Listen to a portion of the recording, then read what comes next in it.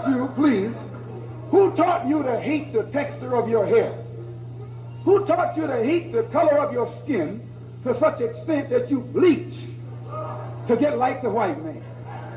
Who taught you to hate the shape of your nose and the shape of your lips? Who taught you to hate yourself from the top of your head to the soles of your feet?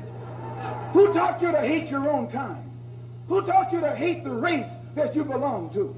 So much so that you don't want to be around each other. No, before you come asking Mr. Muhammad, does he teach hate, you should ask yourself, who taught you to hate being what God gave you?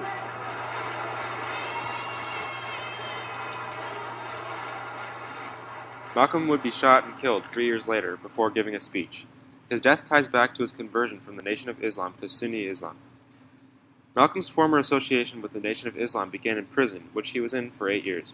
He quickly rose through the ranks after his parole and eventually associated with the nation's head, Elijah Muhammad. After touring Africa and the Middle East, Malcolm converted to Sunni Islam, abandoning Muhammad and embracing a new approach to achieve desegregation. His new approach would be more peaceful, but would only last a short amount of time due to his death. This particular speech was during his more aggressive phase. He is really taking a jab at the whites and is basically criticizing them for essentially brainwashing the people of color.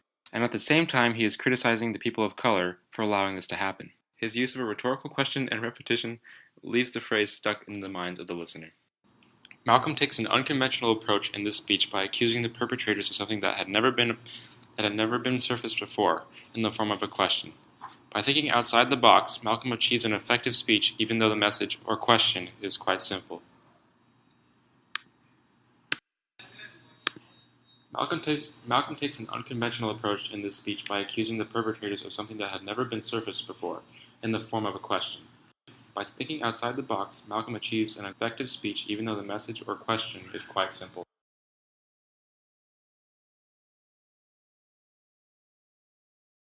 He goes on to sympathize with black women.